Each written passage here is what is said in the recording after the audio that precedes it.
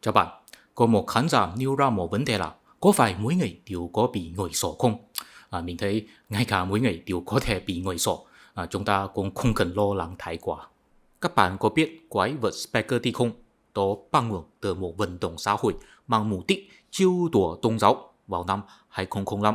Bang Kansas của nước Mỹ cho phép trường học giảng dạy thiết kế thông minh thay thế cho thuyết tiến hóa. Đó có nghĩa là không giảng dạy cho học sinh rằng sinh vật là tiến hóa theo thời gian mà là được sáng tạo bởi thượng đế.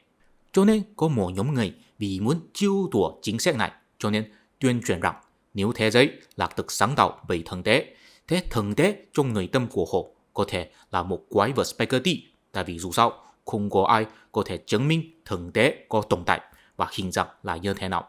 Cho nên không có ai có lý do phủ định thượng đế có thể là một quái vật Spaghetti. Sau đó có nhiều người thấy thú vị cho nên sáng lập một giáo Pastafarianism. Tuy nhiên, họ chỉ muốn chơi thôi. Thế các bạn tưởng tượng một chút, nếu có một ngày nào đó rất tin vào quái vật Spaghetti, ngày đó tin rằng vì sùng bái quái vật Spaghetti, ngày đó bắt buộc mình mỗi ngày đều phải ăn Spaghetti. Nếu không có ăn thì có nghĩa là không ngoan đạo. Quái vật Spaghetti sẽ giảm trừng phạt cho mình. Cho nên ngay cả ngày đó ăn Spaghetti ăn đến buồn ối rồi, nhưng vẫn bắt buộc mình mỗi ngày ăn Spaghetti. Xin hỏi bạn, ngày đó có bị ngồi sổ không? Mình tin rằng đa số ngày đều sẽ thấy có. Thế có tạo vấn đề nào không? Có, vì bắt buộc mình ăn Spaghetti, cho nên rất đau khổ. Thế có tạo vấn đề cho bạn không? Hình như là không có, thậm chí là không có tạo bất cứ vấn đề gì cho người ta. Ngày đó chỉ bắt buộc mình ăn Spaghetti, không có bắt buộc người ta ăn Spaghetti. Tương tự với đạo lý này, nếu một ngày bị ngồi sổ, bất cứ bị ngồi sổ một cách vớ vẩn như thế nào, nếu hậu quả chỉ là có ngày đó tự chịu thì sẽ không có tạo nên bất cứ vấn đề gì cho người ta. Thì chúng ta cũng không cần đi đặc biệt quan tâm ngày đó có bị ngồi sổ hay không. Điều đáng quan tâm là một ngày bị ngồi sổ nhưng bắt buộc người ta chịu hậu quả. Thưa quý vị, trong tổ óc của mỗi người đều có một thế giới lý tưởng của riêng mình. Chúng ta có thể phát hiện, trong tình hình bình thường, đa số người đều không có năng lực áp dụng lý tưởng của mình vào hiện thực. Chỉ có trong tình hình cách mạng, đó mới có khả năng và đó mới đang lo sợ. Các bạn có biết sách Tâm lý học đám đông không? Tác giả là Gustave Le Bon. Ông ấy là một người Pháp và phản đối lại hậu quả của cách mạng Pháp. Ông ấy nhận thức rằng cách mạng Pháp có mang mục đích phá hoại trật tự xã hội cũ và tạo nên trật tự xã hội mới. Trong đó, người ta sẽ bị đồng miên để phá hoại những cái tượng trưng trật tự cũ, ví dụ cục cảnh sát hay kiến trúc chính phủ. Trong vận động, người ta sẽ biến thành đám đông. Họ sẽ dần cơ thả ra những tình cảm mà bị áp bức rất lâu, dần cơ làm những chuyện xấu mà họ bị cấm làm trong khi xã hội có trật tự. Đó chính là vì sao sau khi cách mạng Pháp bùng nổ, có nhiều hành động bạo lực xuất hiện. Trong cuốn sách khác Tâm lý của cách mạng, Gustave Le Bon tiếp tục chỉ ra rằng trong cách mạng Pháp có nhiều người tự xưng mình đại diện lý tính và muốn tiêu diệt chế độ mê tín cũ, nhưng nếu nhìn kỹ hơn về hành động của họ thì sẽ thấy rằng tâm lý của họ hoàn toàn không lý tính mà là có kiểu huyền bí và không thể đối mặt với hiện thực. Ông ấy đặc biệt nêu ra một tâm lý là tâm lý Jacobin. Jacobin vốn là chỉ một câu lạc bộ chính trị trước cách mạng Pháp. Sau cách mạng Pháp, thế lần này thăng tiến trong quốc hội, lãnh tụ nổi tiếng nhất của họ chính là Robespierre. Ông này tạo nên thời đại khủng bố khi ông ấy kiểm soát quốc hội. Ông ấy hạ lệnh tử hình mấy bề người mà ông ấy thấy là kẻ thù của cách mạng. Khi đó, thế là Jacobin muốn sử dụng quyền lực của chính phủ Trung ương để hoàn toàn thay đổi xã hội cũ. Họ loại bỏ nhiều chế độ cũ, chủ yếu là giáo hội công giáo và chế độ đẳng cấp quý tộc. Đó tạo nên nhiều sự hỗn loạn trong xã hội, tại vì người dân không quen với chế độ mới. Khi đối mặt với sự hỗn loạn, Robespierre không có nghĩ rằng đó là vì cách làm cách mạng của họ quá liều lĩnh, không phù hợp với tình hình thực tế nhiều lắm, mà lại nghĩ rằng đó là vì trong xã hội có nhiều người cố ý tẩy chay cách mạng, làm phiền cho chính phủ. Họ là kẻ thù của cách mạng, vì vậy ông ấy hạ lệnh tử hình họ, nghĩ rằng sau khi những kẻ thù chết rồi thì cách mạng chắc sẽ thuận lợi. Tác giả Gustave Le Bon chỉ ra rằng cách suy nghĩ của Robespierre chính là một ví dụ điển hình của tâm lý Jacobin.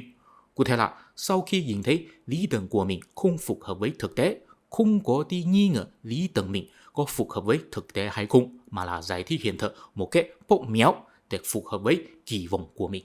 Trong tâm trạng như vậy, công nghệ không phải là làm theo lý tính mà là làm theo sự đam mê. Trong đó, lý tính chỉ có một chức năng, tức là hợp lý hóa sai lỗi của mình. Chúng ta có thể nhìn thấy một ngày bị nhồi sổ một ý tưởng, đó là không đáng sợ. Điều đáng sợ là ngày đó đổ lỗi cho người ta. Ví dụ như vậy. Bây giờ lý tưởng của bạn không phù hợp với thực tế. Bạn không nghĩ đó là lý tưởng của bạn có vấn đề, mà là nơi tôi có vấn đề. Là tôi không phối hợp với bạn, sau đó tự hình tôi. Tại sao? Vì lý tưởng của bạn không phải là bạn đi chết, mà là tôi đi chết. Tuy nhiên, chỉ có trong vận động chính trị, người ta mới có thể bắt người ta đi chết vì một ý thức hệ chính trị. Điều đáng chú ý là sau khi sự đam mê chính trị của người dân bị kích thích rồi thì sẽ không dễ bình tĩnh, có thể cứ lại xuất hiện vận động chính trị. Phải đến khi có hy sinh quá lớn mới sẽ kết thúc. Ví dụ nước Pháp, sau khi kết thúc cách mạng Pháp vào năm 1799 rồi, Napoleon lại gây chiến tranh ở toàn châu Âu vì mang mục đích truyền bá giá trị cách mạng.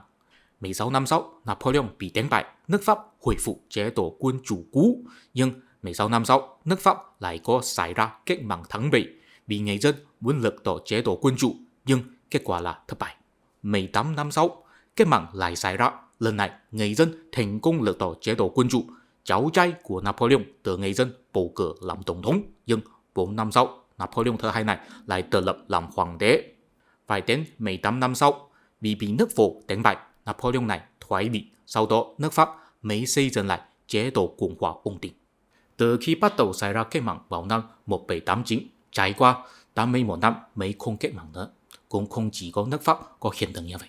Miễn là có sử dụng ý thức hệ để huy động người dân, đều sẽ kích thích sự đam mê chính trị của người dân và tạo nên vận động chính trị khốc liệt.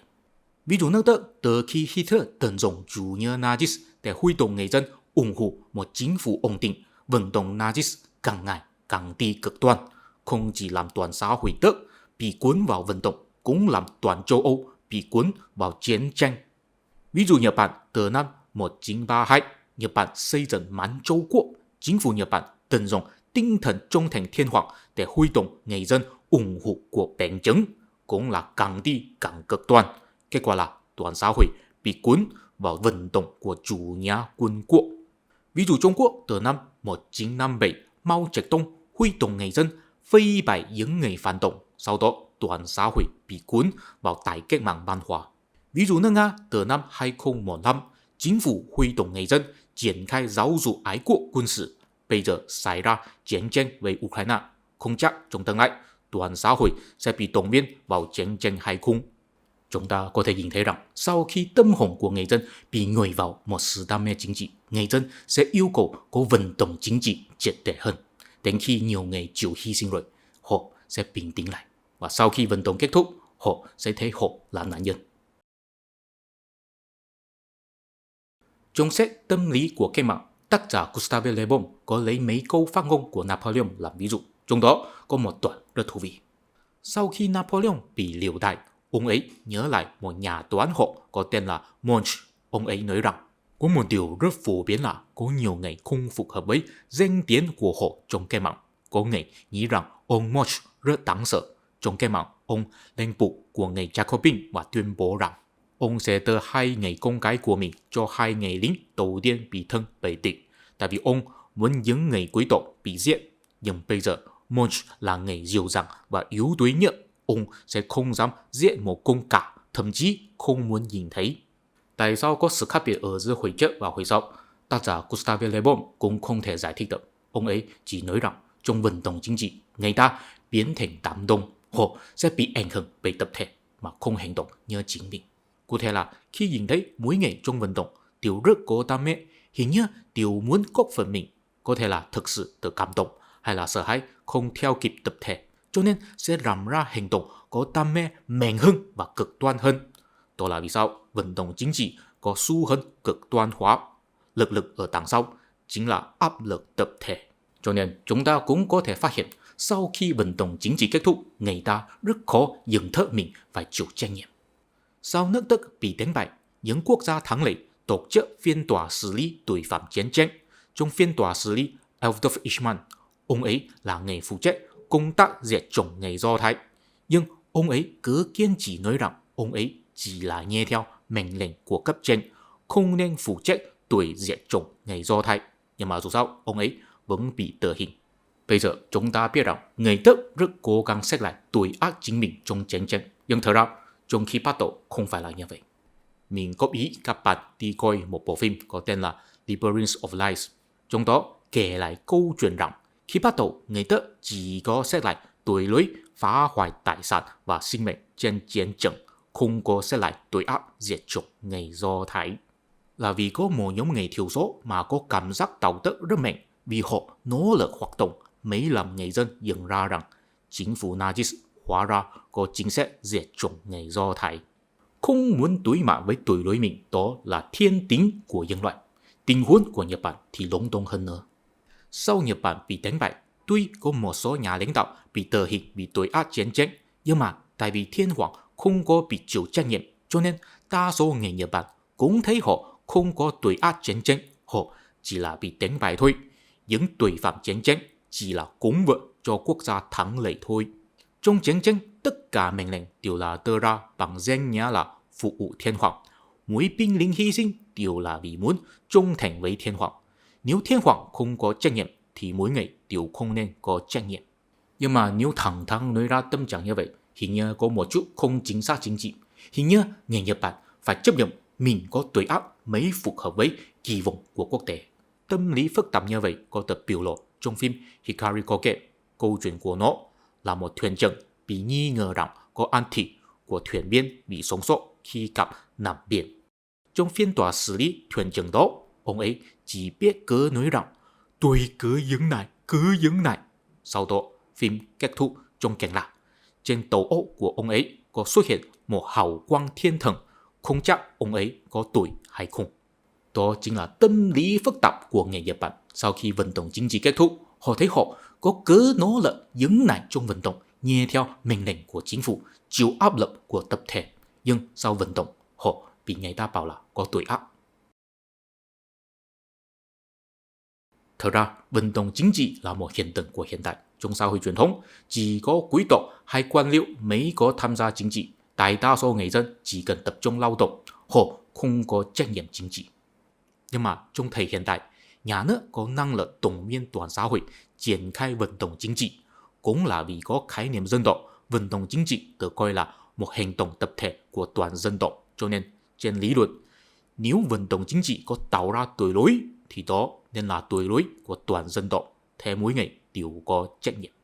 Nhưng trên thực tế, đa số người sẽ thấy họ không phải người quyết định triển khai vận động, họ chỉ là bị cuốn vào vận động một cách bị động. Nhưng nếu nói họ hoàn toàn không có trách nhiệm thì có nghĩa là họ không thuộc về dân tộc này, hay là quốc gia của họ vẫn chưa là một dân tộc, thì đó cũng là một điều khó chấp nhận. Đó chính là vì sao bây giờ các quốc gia đều rất cảnh giác chủ nghĩa dân túy, thậm chí chủ nghĩa dân tộc. Tại vì họ biết nếu người dân sinh ra sự đam mê chính trị rất mạnh thì đó sẽ tạo nên một áp lực tập thể làm chính phủ hành động theo sự đam mê, và năng lực động viên của chính phủ hiện tại có thể làm toàn xã hội bị cuốn vào vận động. Trải qua 2 lần chiến tranh thế giới rồi, người ta mới biết đạo lý này. Nhưng mà ở đây cũng có một vấn đề. Nếu người dân hoàn toàn không có sự đam mê chính trị thì có lẽ là người dân cũng sẽ hoàn toàn đánh mất quan tâm về sự việc công cộng. Thế nếu chính phủ có vấn đề hay xã hội có vấn đề cũng không có ai đứng lên tiếng thì chúng ta nên làm thế nào? Bây giờ chúng ta chỉ có thể học theo người Hy Lạp vào 2.500 năm trước. Tại vì khi đó thành bang Hy Lạp là mỗi công dân đều có tham gia chính trị, cho nên cũng sẽ tạo áp lực tập thể cho chính phủ. Biện pháp giải quyết là để công dân tranh luận về vấn đề công cộng, thậm chí phát triển kỹ thuật tranh luận. Trong thời đại của Hy Lạp và La Mã, kỹ thuật tranh luận của họ là tu từ họ, đó là một nghệ thuật nói chuyện, nhằm mục đích tăng cường khả năng trình bày và thuyết phục. Khi đó mỗi người tinh hoa đều phải nắm bắt nghệ thuật này. Còn bây giờ kỹ thuật tranh luận của chúng ta là truyền thông học. Tại vì bây giờ nhân loại đã phát minh ra nhiều loại công cụ truyền thông, biết sử dụng những công cụ này mới biết nên thuyết phục người dân như thế nào. Ví dụ tìm người phát ngôn cho một hoạt động, lựa chọn hình ảnh khi báo cáo tin tức, thậm chí đóng phim để kích thích tình cảm có nhiều biện pháp. Tuy nhiên, từ cổ đến kim có một điều là giống nhau. Cụ thể là người tranh luận phải có tư duy phản biện hay tư duy logic. Tại vì mục đích tranh luận là làm rõ vấn đề cho người dân nhìn thấy. Hy vọng nếu có khi người dân tạo áp lực tập thể cho chính phủ, áp lực đó có dựa trên lý tính mà không phải chỉ dựa trên đam mê. Nhưng mà thế giới rất phức tạp, trong đó có một vấn đề luôn bị người ta phớt lờ. Sở dĩ chúng ta nên tranh luận vấn đề đó là dựa trên một gia đình cho rằng nhận thức của mỗi người đều có tính phiến diện. Tranh luận có thể tổng hợp các phiến diện của người ta và làm sự suy nghĩ của người ta toàn diện hơn nữa. Đó là một thái độ hoài nghi. Thái độ hoài nghi là cốt lõi của việc sử dụng lý tính. Có thể nói rằng nếu một người không có thái độ hoài nghi thì lý tính của người đó sẽ thiên về tâm lý Jacobin, tức là hợp lý hóa sai lỗi của mình. Đó là một lý tính hời hợt. Người mà biết sử dụng lý tính không chỉ luôn luôn hoài nghi người ta, cũng là phải cảnh giác mình, tự hoài nghi bản thân mình. Đó mới là lý tính sâu sắc. Nhưng nếu cứ hoài nghi, cứ sử dụng lý tính thì sẽ đi tới một kết luận, đó là không có cái nào đáng tin vào. Đó chính là nguy cơ tín ngưỡng của hiện đại. Trong lịch sử nhân loại, không có thời đại mà nhấn mạnh vai trò của lý tính như chúng ta vào bây giờ. Cũng không có thời đại mà thiếu niềm tin về cuộc sống như chúng ta vào bây giờ. Sự nâng cao của lý tính là đi cùng với sự giải tán của xã hội truyền thống. Trong xã hội truyền thống, người ta sẽ không hoài nghi phong tục tập quán của cộng đồng mình. Đa số người sẽ suốt đời hoạt động trong một khu vực chỉ có mấy cây số thôi, sẽ không suy nghĩ muốn một cuộc sống khác biệt.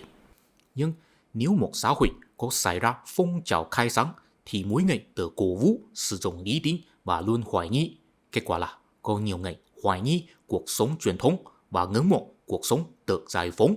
Kết quả là có nhiều người đi ra khỏi cộng đồng truyền thống, dũng cảm theo đuổi cuộc sống tự do. Vì vậy, xã hội truyền thống bị giải tán.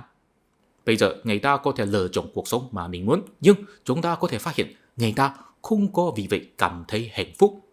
Trong xã hội truyền thống, mỗi người đều sẽ làm theo phong tục tập quán của cộng đồng và cũng sẽ kỳ vọng người ta xung quanh làm theo phong tục tập quán. Nếu có ai không làm theo thì sẽ bị bảo là phá hoại truyền thống.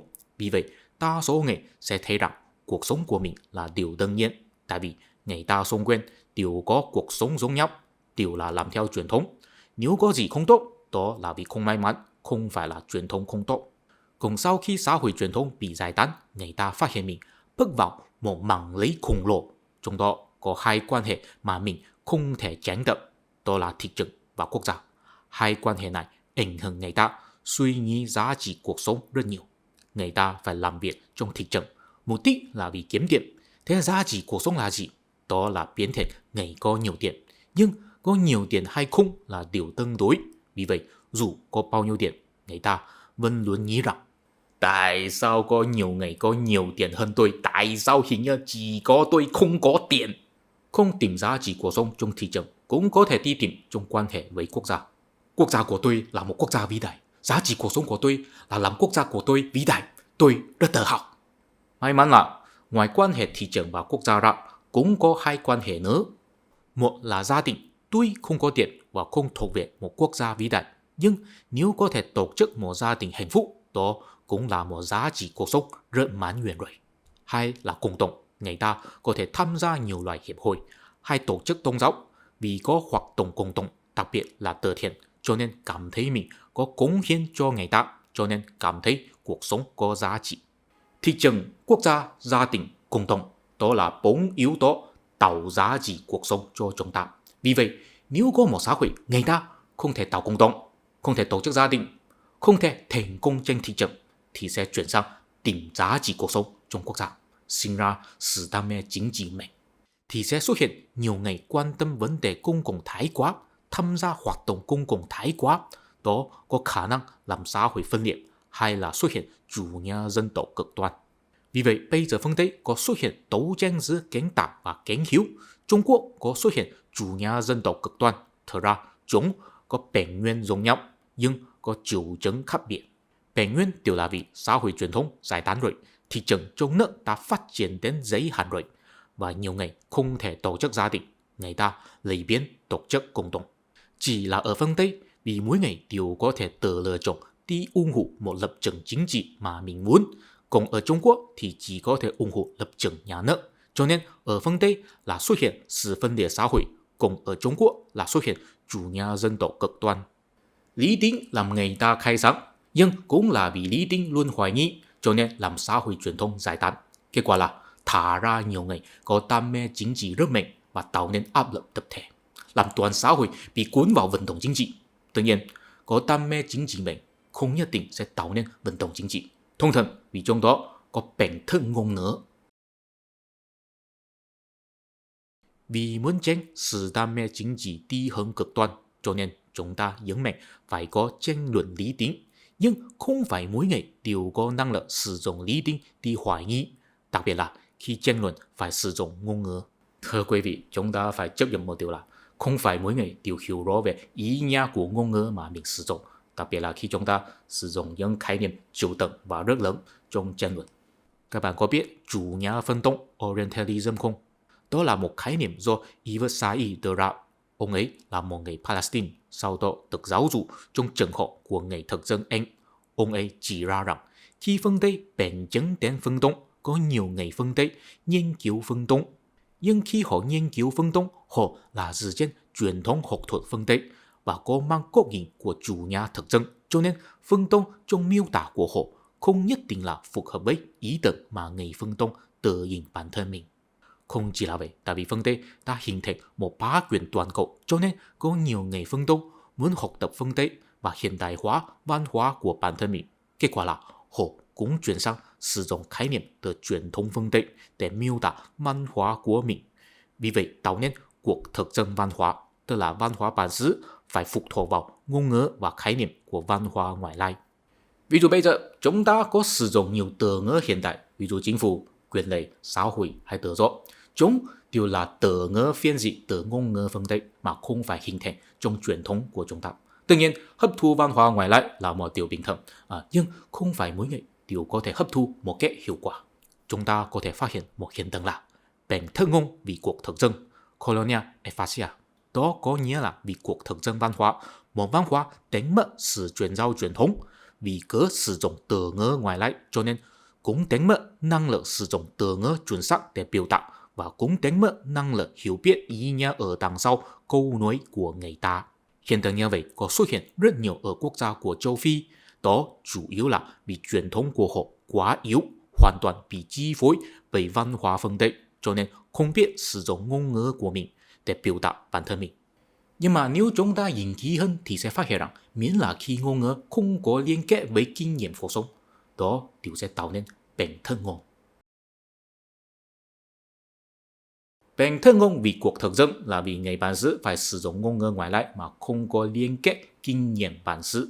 Ở Trung Quốc cũng có vấn đề tương tự. Ví dụ có nhiều thầy giáo dân văn Trung Quốc phản ánh rằng khi họ sử dụng khái niệm từ phương Tây để giải thích triết học Trung Quốc, họ không thể biểu đạt tinh thần chân chính của truyền thống Trung Hoa. Vì vậy, họ có ý rằng giới họ dân văn Trung Quốc không nên đi theo quy phạm học thuật của phương Tây. Học vấn dân văn Trung Quốc nên tự xây dựng một hệ thống diễn ngôn của bản thân mình. Mình có thể thông cảm giác của họ, tại vì mình cũng có cảm giác tương tự. Ví dụ khi mình phải giải thích triết học Trung Quốc bằng tiếng Anh, có nhiều thứ là mình không thể tìm được từ ngữ chuẩn xác trong tiếng Anh để biểu đạt. Ví dụ khí và lý không có từ ngữ đối ứng trong tiếng Anh, thế không sử dụng khái niệm phương Tây thì sao? Có một người Đài Loan có tên là Vương Quý Tài, ông ấy cổ vũ phụ huynh để trẻ con đọc kinh điển Trung Hoa. Ông ấy có tạo nên một phong trào đọc kinh. Ở cả Đài Loan và Trung Quốc có nhiều trường học đọc kinh xuất hiện. Để trẻ con đọc kinh là một biện pháp thoát ra sự kiểm soát của ngôn ngữ phương Tây, để trẻ con trực tiếp học tập ngôn ngữ truyền thống, truyền giao tinh thần truyền thống. Đáng tiếc là họ quên mất một điều là bây giờ đã là thế kỷ 21 rồi, 100 năm trước, giáo dục truyền thống Trung Quốc đã bị kết thúc vì sự nghiệp cách mạng và khai sáng rồi. Ngôn ngữ truyền thống đã thất truyền rồi. Bây giờ không có ai là trưởng thành trong giáo dục truyền thống. Vì vậy, kết quả là những trường học đọc kinh, họ không có giáo viên có đủ kiến thức giải thích tư tưởng truyền thống, cho nên chỉ biết bắt buộc học sinh học thuộc lòng kinh điển. Kết quả là bây giờ có nhiều người tốt nghiệp rồi, có phản ánh rằng họ chỉ học được một kỹ năng, tức là biết đọc thuộc lòng cuốn sách. cũng không biết có học thuộc lòng nhiều câu nói kinh điển có ý nghĩa gì. Cho nên, đối với những người muốn truyền giao truyền thống, họ cũng có bản thân ngôn, tại vì ngôn ngữ truyền thống mà họ sử dụng đã không có liên kết với kinh nghiệm cuộc sống hiện đại rồi. Đó là bản thân ngôn bị hiện đại hóa, và cũng có một loại hình khác nữa. Bắt đầu từ thế kỷ 18, vì sự nghiệp khai sáng, có xuất hiện nhiều học giả đi nghiên cứu xã hội và đưa ra nhiều chủ nghĩa, lý thuyết và khái niệm mới. Đó là sự tiến bộ của khoa học xã hội. Đó có sáng tạo nhiều ngôn ngữ học thuật, có chứa đựng nhiều khái niệm lớn để bàn luận về vấn đề công cộng. Những ngôn ngữ học thuật vốn là do học giả sáng tạo ra. Khi những học giả sử dụng, họ có biết ý nghĩa chuẩn xác, cũng biết những khái niệm lớn là được tạo nên dựa trên kinh nghiệm lịch sử gì. Nhưng mà khi những ngôn ngữ học thuật đi vào quần chúng, bị người bình thường sử dụng để bàn luận vấn đề công cộng, chúng sẽ biến thành ngôn ngữ chính trị. Trong ngôn ngữ của người ta có xuất hiện nhiều chủ nghĩa hay lý thuyết, và không phải mỗi người đều có thời gian và năng lực đi nghiên cứu đầy đủ và hiểu rõ những kinh nghiệm lịch sử mà làm những khái niệm lớn hình thành. Đó có một vấn đề lớn khi họ sử dụng những khái niệm lớn, có lẽ họ không biết họ đang nói gì. Giống như là một giới trẻ chưa có kinh nghiệm tình dục, dù có học tập và sử dụng bao nhiêu lý thuyết tình dục, thật ra cũng không biết mình đang nói gì. Đó là bản thân ngôn vì cuộc khai sáng. Cụ thể là có nhiều người sử dụng khái niệm lớn để đi khai sáng người ta, nhưng có lẽ họ cũng là hiểu lơ mơ về ngôn ngữ chính trị mà mình sử dụng, cho nên những người nghe họ nói thì càng hiểu lơ mơ hơn. Tuy nhiên, nếu chỉ là một người muốn quảng bá chủ nghĩa thì cũng không sao. Nhưng mà nếu có một xã hội có bị ngụy vào nhiều chủ nghĩa và khái niệm lớn, và có vận động chính trị, có sử dụng những ngôn ngữ chính trị để huy động người dân, thì có khả năng là có nhiều người trong vận động sẽ không biết mình đang nói gì và làm gì. Ví dụ, trong tại cách mạng văn hóa của Trung Quốc, những người kêu gọi cách mạng thật ra không biết mình đang cách mạng gì. Cho nên trong một số trường hợp, nếu bắt buộc người ta học tập một số khái niệm mà không có liên kết với kinh nghiệm cuộc sống thì sẽ làm người ta càng học càng hiểu lơ mơ. Tốt hơn là hoàn toàn không có học, vẫn có thể gìn giữ một tính tình chất phác và lễ thần cuộc sống. Ok, cách mạng đã trở thành quá khứ rồi. Vận động chính trị cùng với những ngôn ngữ chính trị rút khỏi cuộc sống rồi. Chúng ta có thể phát hiện, nếu một xã hội có sức sống thì người ta sẽ phát triển ra một ngôn ngữ mới mà gắn kết với kinh nghiệm cuộc sống. Thông thường là sinh ra từ nghệ thuật đại chúng. Khi Nhật Bản động viên người dân phát động chiến tranh, chính phủ là sử dụng ngôn ngữ mà lấy thiên hoàng làm cốt lõi để hướng dẫn người dân. Sau khi Nhật Bản bị đánh bại và bị chiếm lĩnh bởi nước Mỹ, nhưng vẫn còn duy trì một xã hội do chính phủ chủ đạo, họ chuyển sang sử dụng ngôn ngữ của ý thức hệ của phương Tây để hướng dẫn người dân. Đối với nhiều người Nhật Bản khi đó, họ có cảm thấy rằng dù là ngôn ngữ dựa trên thiên hoàng hay là ý thức hệ phương Tây, chúng đều giống như một ngoại vật xâm vào cuộc sống bình thường của họ. Họ vẫn bị ngôn ngữ của chính phủ ra mũi. Tuy họ không thể sử dụng ngôn ngữ chính trị để phản kích chính phủ, nhưng họ có thể sử dụng nghệ thuật đại chúng để biểu đạt bản thân mình, trong đó đặc biệt là manga và manzai đóng vai trò quan trọng. Tại vì cả manga và manzai là giải trí của người phía dưới, cho nên không có bị ô nhiễm bởi ngôn ngữ chính trị của người phía trên, và chắc chắn phải sử dụng ngôn ngữ hàng ngày mới có người coi, và có thể sử dụng kỹ xảo hài hước để biểu lộ sự bất mãn với quyền lực. Hiện tượng như vậy cũng có xuất hiện ở Trung Quốc, đặc biệt là trước năm 2012, có xuất hiện nhiều tác phẩm nói mỉa mai những điều không hợp lý lắm trong chế độ. Tuy nhiên, bây giờ chúng đều bị biến mất rồi. Có thể nói rằng nghệ thuật đại chúng là biện pháp hiệu quả nhất để sản xuất ngôn ngữ mới mà gắn kết với kinh nghiệm cuộc sống. Và nếu may mắn, ngôn ngữ mới này có thể truyền đạt đạo lý sâu sắc và nâng cao dân trí. Ví dụ điển hình nhất chính là tác phẩm Shakespeare. Bây giờ ai cũng biết Shakespeare là nhà văn nước Anh vào thế kỷ 17. Ông ấy có sáng tạo ra nhiều kịch bản kinh điển, ví dụ Romeo và Juliet, Hamlet, v.v. Có nhiều đề tài, nội dung vừa hấp dẫn vừa sâu sắc. Nhưng có lẽ không có nhiều người biết đấy, kịch bản của Shakespeare là diễn xuất trên sân khấu, có mở cửa cho các loại giai cấp đi coi, bao gồm người phía dưới. Vì vậy, vì muốn thu hút người phía dưới, Shakespeare có sử dụng nhiều ngôn ngữ gắn kết với người phía dưới, chủ yếu là chơi chớ tình dục. Ví dụ trong Romeo và Juliet, khi Juliet muốn tự sát, cô nói: "Con dâu ơi, cái này là vợ của em, ở đây reset, để em chết." sau đó lấy dao đâm vào bản thân mình và kêu. Thật ra khi đó, chết trong tiếng Anh có nghĩa là cực khoái, và con dao có thể ám chỉ dừng vợ. Khi diễn viên biểu diễn đoạn này sẽ làm khán giả cười hì hì. Thật ra trước Shakespeare, khi người tinh hoa nước Anh muốn trích dẫn câu văn để nói đạo lý sâu sắc, họ phải trích dẫn từ kinh thánh hay là tác phẩm của cổ La Mã. Nhưng sau Shakespeare, họ đã lấy từ ngôn ngữ của mình để biểu đạt bản thân mình. Đó là một đạo lý là ngôn ngữ có sức sống, là sinh ra từ nghệ thuật đại chúng mà không phải là từ lý thuyết cao siêu. Cũng là một bài học là chính trị rất ngắn hạn, tích lũy văn hóa đại chúng mới là công việc chính.